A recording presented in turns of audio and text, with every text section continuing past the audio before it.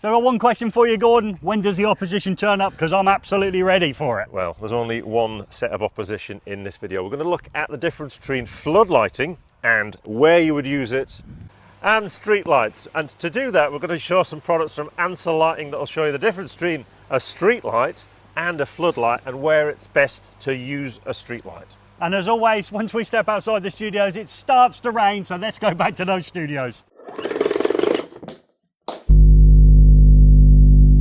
We're just about dried off and we've got in front of us here the Ansell Magna LED street light. But first of all, explain what the difference is between a street light and a floodlight. Oh, well, Gary, that's why I had to drag you around town looking at examples of good and bad practice and what a lot of people do when it comes to lighting, say a car park or an access road. Pop down to the wholesalers, buy the biggest floodlight you can possibly find and put it as high up on the building and think that's going to give you enough light. Well, actually, car parks tend to be quite large areas. And the secret to getting good car park lighting is to spread the light out as far as possible from regular, well-defined points, and that's where this kind of product from Ansell comes in. Okay, and then my thinking that's why we've got a loaf of bread in front of us as a practical demonstration? It is. Well, let's cut a few slices and see how a street light works. Well, this is a first for the eFix channel. We're going to conjure something up in less than 10 minutes. Yeah, well, we're going to use bread to demystify the polar plots that manufacturers put on their lighting data sheets. You'll often find them in there, and obviously to use they basically try and describe the direction that the light heads from a fixture. So we're going to use this bread here as the car park. Okay, that makes sense. Of course, I thought that. Yeah. and we're also going to use some butter. To represent the light that comes out from a lighting fixture. Now, someone always told me light is like butter. The further you spread it, the less you have. Okay, so I think I'm with you. So we're going to start off in a car park, bread on the right, and this is the light, and you're going to show me how that light appears in the car park. Yeah, so this is a floodlight, and if you look at the polar plot there in the corner of the screen there, you'll see that basically it comes out as a lump of light, all equal in all directions.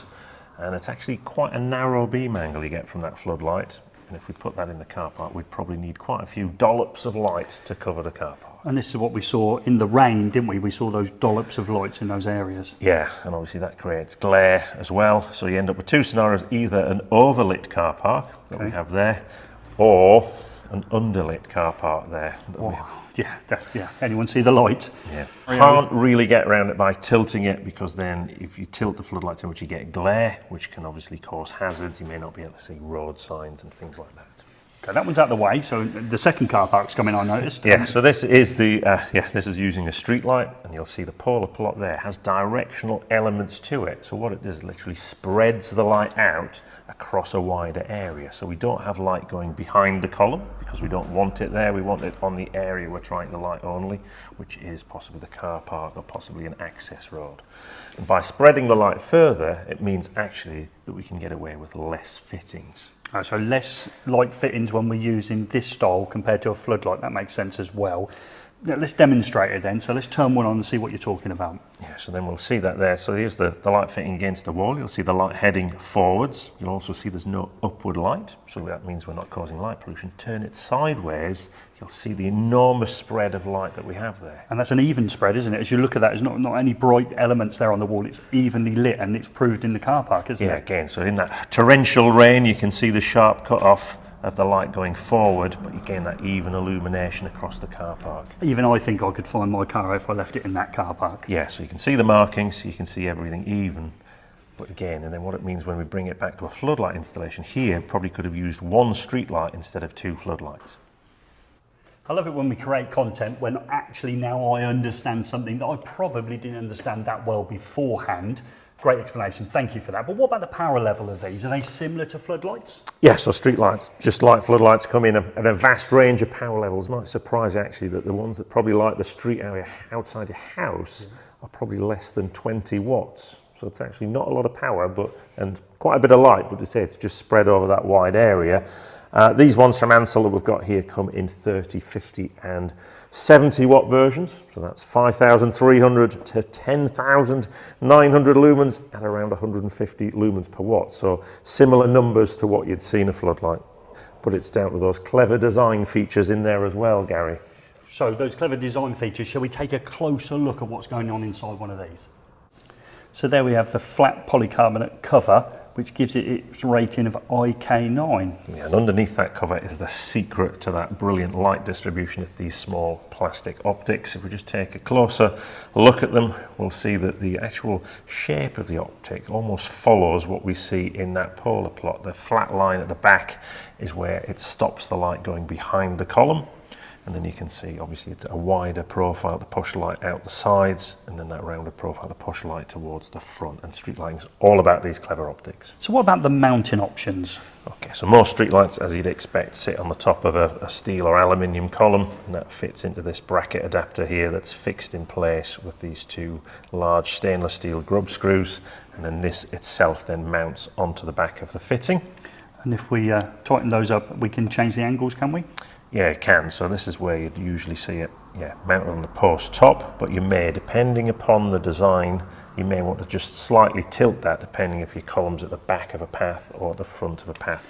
And there's those adjustment markings to do that. You can go plus or minus 20 degrees. We can also mount off a column, so in other words, we could potentially have two fittings off it. Will it allow for that as well? Yeah, so sometimes, there's a spigot that comes off either side of a column, and then it needs to come in the rear side of the fixture. So you can just flip it over, and it's the same screws. You can see how we've changed that mounting arrangements to come in from the rear. And here's a typical example of what you'd see installed. So two fixtures on a single column. And the advantage of that is you've only got to put one column in the ground, one hole in other words, haven't you? Yeah, the other advantage of that robust mounting method is, look at what's happened to this floodlight here. The heavy seagulls landed and tilted it out of operation. It's very difficult to do that on a street light mounting. Different variants? Yeah, so you can obviously switch them direct from a central location, or you may choose to have a photocell fitted to each fitting. Again, it depends on how those control options that you need for the particular project. Let's get one open then and see what's inside.